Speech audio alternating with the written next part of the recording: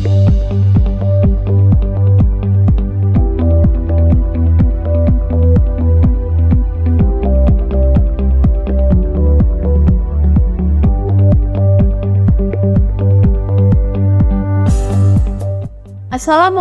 warahmatullahi wabarakatuh. Perkenalkan, saya RR Anissa Yuning Tias, dosen D3 Gizi Fakultas Ilmu Keperawatan dan Kesehatan Universitas Muhammadiyah Semarang. Pada kesempatan kali ini, saya akan menjelaskan salah satu mata kuliah yang saya ampu, yaitu mata kuliah Pendidikan Gizi. Mata kuliah Pendidikan Gizi merupakan mata kuliah yang diajarkan pada semester genap, tepatnya semester 4, dan dilaksanakan dalam 3 SKS atau 150 menit perkuliahan tatap muka. Mata kuliah ini merupakan mata kuliah yang membahas konsep dasar pendidikan promosi kesehatan dan gizi yang terkait dengan proses pemahaman perilaku, pembentukan, dan perubahan perilaku di bidang gizi. Mata kuliah ini akan memberikan kemampuan dasar mahasiswa dalam membentuk dan mengubah perilaku sasaran, baik individu, kelompok maupun masyarakat dalam bidang gizi, sehingga sasaran mampu berperilaku positif dalam gizi itu sendiri. Kemudian standar kompetensi yang diharapkan dari mata kuliah ini, yaitu adalah setelah mengikuti proses pembelajaran pendidikan gizi selama 14 kali pertemuan, mahasiswa diharapkan dapat mengetahui, memahami, dan menguasai teori-teori perubahan perilaku dan prinsip pendidikan gizi, sehingga mahasiswa dapat menerapkan dan mengimplementasikannya dalam pelaksanaan kegiatan pendidikan gizi itu sendiri. Terdapat 16 kali pertemuan, termasuk di dalamnya 2 kali evaluasi, yaitu evaluasi tengah semester dan evaluasi akhir semester. Adapun materi yang diberikan dalam 14 kali tatap muka, yaitu terdiri dari konsep Bloom tentang kesehatan, konsep dan pengertian pendidikan kesehatan dan gizi, kemudian konsep dasar pembentukan dan perubahan perilaku, konsep pengertian dan proses perubahan perilaku, advokasi, bina suasana, dan gerakan masyarakat sebagai sebuah strategi dalam promosi kesehatan dan gizi, kemudian pemberdayaan masyarakat di bidang pangan dan gizi, health belief model, teori proses proceed dalam perubahan perilaku, teori kebutuhan Maslow, trans-theoretical model, dan pendekatan psikologis dalam perubahan perilaku. Kemudian diajarkan pula metode-metode yang digunakan dalam proses pendidikan gizi dan media yang digunakan untuk menarik sasaran pendidikan gizi itu sendiri, serta diajarkan cara-cara public speaking dan bagaimana peran ahli gizi dalam proses promosi gizi itu sendiri. Pelaksanaan kuliah pendidikan gizi ini menekankan pada prinsip delivery, interaction, dan assessment, di mana di dalamnya digunakan beberapa metode, baik tatap muka secara langsung menggunakan metode ceramah tanya jawab, diskusi pleno, kemudian diskusi kecil dalam kelas, dan digunakan pula learning management system yang dibentuk oleh Universitas Muhammadiyah Semarang itu sendiri. Dalam perkuliahan digunakan beberapa referensi baik dari penulis-penulis dalam negeri maupun penulis dari luar negeri.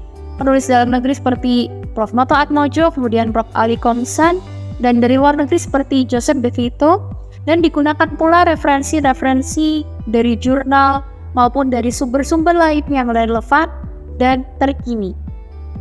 Adapun untuk penilaiannya, digunakan sistem penilaian tertulis dan interpretasinya di akhir, mahasiswa akan mendapatkan penilaian dari beberapa komponen, yaitu 10% dari presensi, 10% dari keaktifan, 30% dari evaluasi tengah semester, 30% dari evaluasi akhir semester, dan 20% dari penugasan.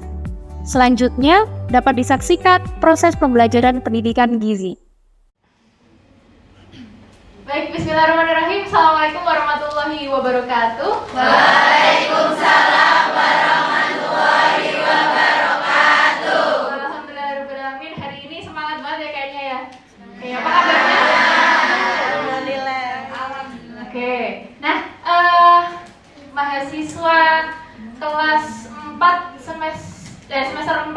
ya? Hari ini kita akan pelajaran pendidikan gizi gitu ya. Materi media edukasi gizi. Sebelumnya kemarin kita sudah belajar tentang metode. Benar? Jadi lanjutan dari metode itu adalah tentang media yang mana itu sangat berkaitan erat. Nah, tujuannya karena pendidikan gizi ini nanti harapannya kalian bisa menjadi edukator, menjadi ahli gizi yang bisa menyampaikan keilmuan kalian dengan cara yang sederhana dan bisa dipahami oleh masyarakat luas gitu ya. Makanya kita perlu ada materi tentang media edukasi gizi. Oke. Nah, saya mau refresh dulu nih. Pertanyaan pengantar 1. Apa yang ingin dicapai dari proses edukasi gizi? Oke, siapa yang mau coba jawab? Oh, oke. Wah, banyak yang angkat tangan. Oke, silakan Mas, karena Mas yang angkat tangan pertama. Dari perubahan perilaku Ibu. Oke, kita coba lihat. Nah, pernah dengar nggak istilah nutrition literasi? Belum pernah dengar. Oke. Nutrition literasi itu adalah kemampuan untuk mendapatkan, memproses, memahami, sampai akhirnya membuat seseorang itu appropriate decision regarding to one's health, membuat keputusan yang tepat gitu terkait dengan perilaku gizinya. Nah, jadi ini kan adalah ada 3 komponen di sini. Functional nutrition literacy adalah bagaimana seseorang individu itu setelah mendapatkan edukasi gizi itu akan bisa membaca dan kemudian menyampaikan informasi. Kemudian di sini interaktifnya adalah pengetahuannya bagaimana, sudah meningkat atau belum.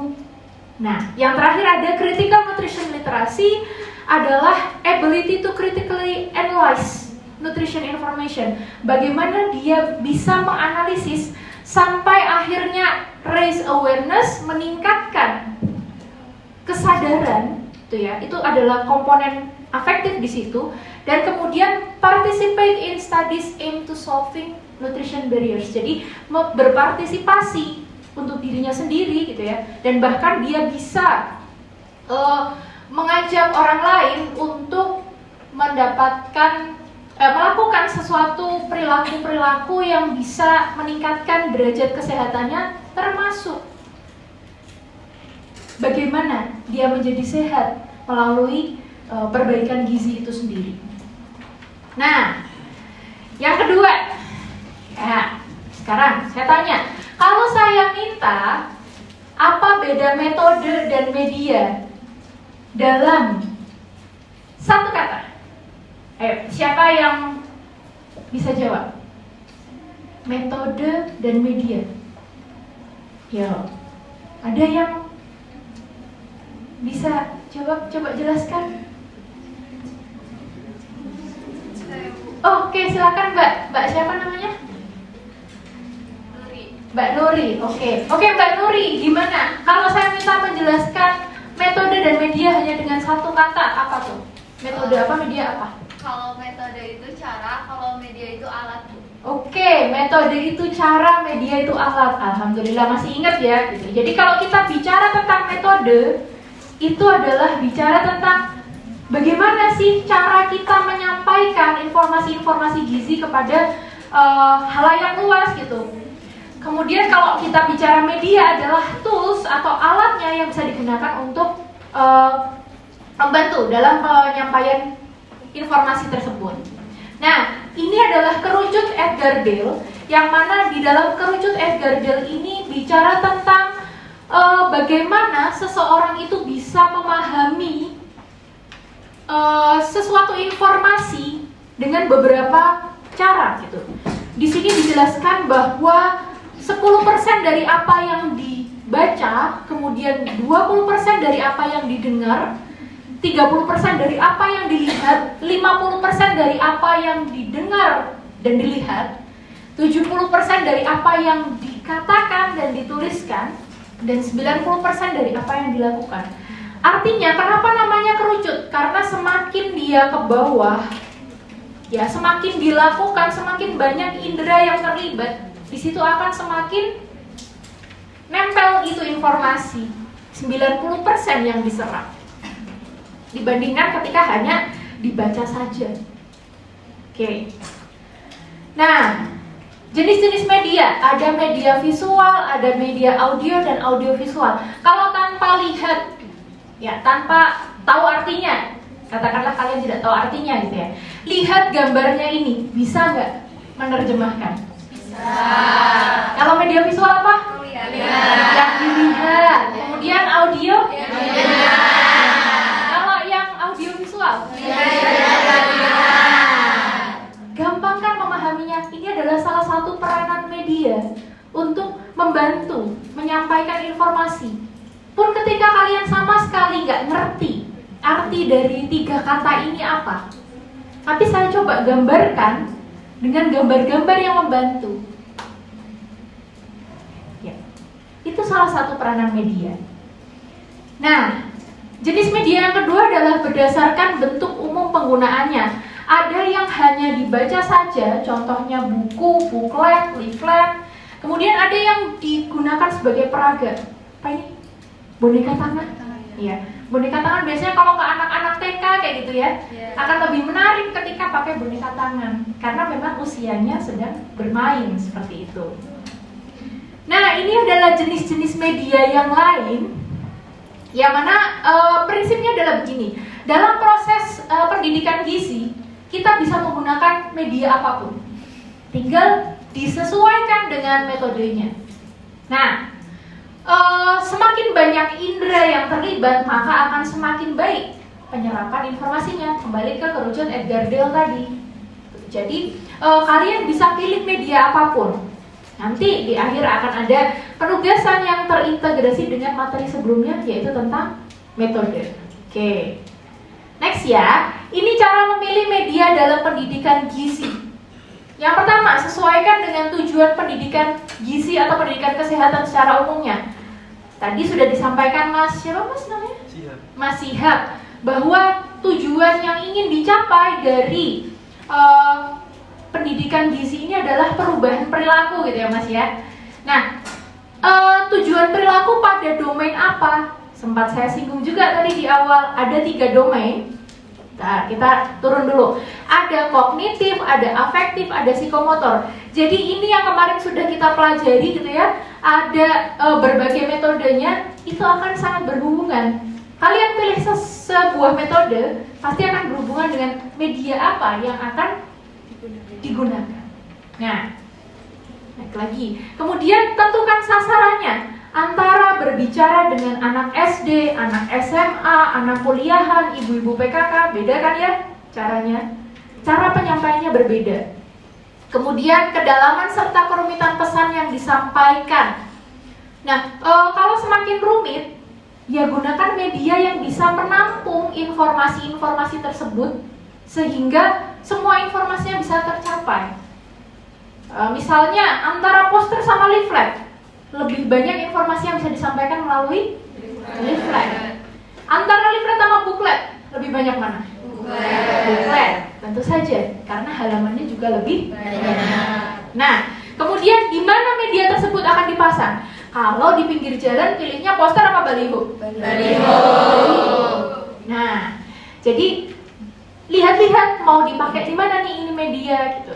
Kemudian hasil uji coba sebelum digunakan. Jadi sebelum kita menggunakannya ke sasaran, kita uji coba dulu nih sama orang-orang yang punya karakteristik yang mirip. Kalau misalnya mau ke anak SMA ya, kita coba pakai anak SMA di tempat yang lain. Apakah paham dia ketika diberikan media tersebut gitu? Informasi ini apakah bisa diterima dengan baik atau tidak?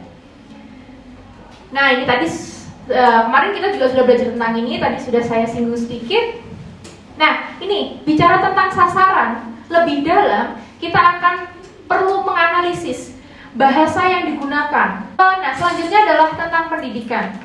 Bicara tentang pendidikan, antara bicara sama anak SD, anak SMP, anak SMA juga akan berbeda caranya. Individu atau kelompok, adat istiadat perlu dianalisis juga. Pekerjaan, bicara sama misalnya katakanlah kalian melakukan penyuluhan di pasar, ketemunya mungkin pedagang-pedagang di pasar ya, sama bicara sama orang kantoran, beda caranya. Mungkin waktunya juga berbeda gitu ya. Yang orang kantoran sibuk jadi mungkin lebih singkat, singkat pada jelas. Dan yang terakhir adalah umur. Next, ini sudah. Gimana cara membuat media yang menarik? Kalau saya rasa nih anak milenial sudah pada tahu nih tools-tools ini, ya nggak? Kayaknya nggak ada di antara kalian yang belum pernah menyentuh Canva. Sudah pernah nyentuh Canva semua kan? Sudah. Bahkan PPT ini pun saya buat pakai Canva. Dan Canva itu ya kayak ibarat one stop for all gitu ya. Semuanya bisa bikin di situ. Poster, leaflet, booklet, presentasi, semuanya bisa di situ. Nah, yang lainnya ini video editor banyak lah ya, ada KineMaster dan lain sebagainya. Bahkan kalian bikin reels, TikTok, ya kan? Eranya kalian sudah jeduk-jeduk gitu, JJ gitu ya. Nah, itu sudah gampang sekali ngeditnya gitu ya. Nah, tapi kita coba lihat satu-satu. Poster, kita bicara tentang poster. Poster itu biasanya besar apa kecil? Kalau dibandingkan sama baliho jelas lebih kecil. Ya, tapi kalau dibandingkan sama leaflet lebih besar. Nah, intinya poster adalah gambar gitu ya, yang ditonjolkan lebih banyak gambarnya. Kenapa? Karena ingin menarik keingintahuan dari sasaran. Contohnya ini. Apa yang kalian lihat pertama? Ada yang lihat angka 8? Yang pertama kali lihat angka 8, kemudian ada yang lihat gelas? Ya. Gelas dan angka 8. Kemudian di sini kita lihat ada lingkaran-lingkaran yang menunjukkan 8 gelas air per hari di bulan puasa itu kapan aja sih? Gitu. Dan kalau kalian lihat warnanya kontras nggak? Kontras kan? Dasarnya warnanya biru muda, lalu ini warnanya warna-warna cetar gitu. Bayangkan kalau itu semuanya pastel kalem. Nah, mungkin akan kurang menarik. Makanya ketika ada warna yang kalem akan dipadukan dengan warna yang cetar. Kenapa? Karena kita akan menarik perhatian orang. Kemudian fontnya fontnya dipilih yang besar. Ada yang menyebutkan bahwa poster itu harusnya bisa dilihat dari jarak 6 meter. Makanya dipilih font yang cukup besar. Next, leaflet, selembar kertas, biasanya dilipat, biasanya dibawa. Kalau anak kecil biasanya dibuat pesawat-pesawatan. Ya. Nah, tapi di sini dia ternyata informasi yang diberikan lebih banyak dibandingkan poster. Kenapa? Karena ada isinya 200 sampai 400 kata. Isinya bisa gambar, grafik, tabel, logo, dan lain sebagainya, yang mana perlu ada sertakan identitas lembaga ketika membuat poster. Leaflet maksud saya. Next ada lembar balik. Ini adalah salah satu yang bisa kalian gunakan ketika suatu hari kalian ditempatkan di daerah yang nggak ada listrik gitu ya. Terus gimana cara saya presentasi supaya saya tidak lupa? Nah, salah satunya bisa pakai lembar balik ini. Kalau misalnya masyarakat yang diberi informasi cukup besar gitu ya, kalian bisa pakai yang namanya flip chart yang lebih besar gitu ya. Kalau misalnya cuma sedikit dalam bentuk grup gitu ya, 1 sampai 5 orang duduk melingkar seperti itu, bisa pakai flipbook. Paling gampang buat dari apa? Kalender bekas, bener. Dari kalender duduk itu loh, ditempel-tempel seperti itu bisa. Nah, next, ada dosa-dosa dalam pembuatan PowerPoint. Gak tahu nih. Kalian pernah melakukannya? Pernah kayaknya. Ini yang pertama adalah word point. Apa itu word point? Memindahkan dari makalah kalian, pindahin full ke dalam PowerPoint. Iya atau iya? Iya. Iya, mantap lagi jawabnya. Oke. Yang kedua, animasinya nggak sesuai. Kita lagi ngomongin tentang apa? Animasi. Yang keluar gambar? Kucing. Ya. Ada ini anemia apa ada? Sama satunya hantu. Ini mah nggak ada anemia jelas, nggak ada darahnya soalnya. Ya. Nah, kemudian sakit mata nggak? Ya, kadang-kadang itu lebih asiknya lagi backgroundnya adalah warna-warni, Winnie the Pooh, Tayo, Halloween dan lain sebagainya. Nah, kemudian pusing. Combo mantap kayak ini kalau begini. Udah, mama. Ini tulisannya begini, gambarnya nggak nyambung, full satu halaman. Nah, dalam pembuatan PowerPoint, ya itu paling tidak sisakan bagian putih, bagian yang dimana sasaran kalian itu bisa istilahnya rehat sejenak dari tulisan-tulisan gambar yang ada di dalam PowerPoint itu. Prinsipnya demikian. Ini media luar ruang, apa ini? Baliho. Kayaknya kita jarang ya menemukan baliho gizi gitu ya. Nah, itu tugas kita bersama. Barangkali suatu hari baliho gizi itu bisa ada di mana-mana, ditemukan. Oke, ya kita sudah sampai di slide terakhir, yang mana ini adalah penugasannya yang tadi saya sampaikan, boleh dicatat, ya. Ya. Jadi kemarin kan kita sudah belajar metode. Nah, terus soalnya kemarin ada di bukan soal ya, kasus ya. Kasusnya ada di Ivikas gitu ya. Nah, tetap sama, kelompoknya pakai yang kemarin. Kelompok 4 orang ya kemarin kan? Ya. Terus nanti kalian silakan membuat medianya. Kemarin udah pilih metode apa tuh? Kemudian sekarang dirancang. Kalau saya pilih metode ini, medianya apa? Nah, medianya bukan hanya yang dipakai saat proses pelaksanaan gitu ya, tapi juga apa sih yang dibawa, kayak take home message gitu. Misalnya, kalian pas pelaksanaan memilih metode penyuluhan, pelaksanaan pakai PowerPoint. Nah, itu pada umumnya kan standarnya gitu ya. Lalu yang dibawa pulang apa? Oh, yang dibawa pulang ternyata adalah booklet seperti itu. Nah, jadi kalian merancang 2 media. Nah, kapan kita akan presentasi? Presentasinya nanti akan dilakukan pada pertemuan ke-14. Jadi ini seperti jadi final project. Pertemuan ke-15 kita sudah tinggal mengumpulkan, kemudian nanti kalian UAS. Bisa? Oke. Ya, baik Mbak dan Mas, alhamdulillah hari ini kita sudah menyelesaikan materi untuk media. Terima kasih atas kehadiran Mbak dan Mas semuanya. Presensinya nanti bisa presensi setelah ini gitu ya, menggunakan baru. Oke, silakan presensi dahulu. Sudah?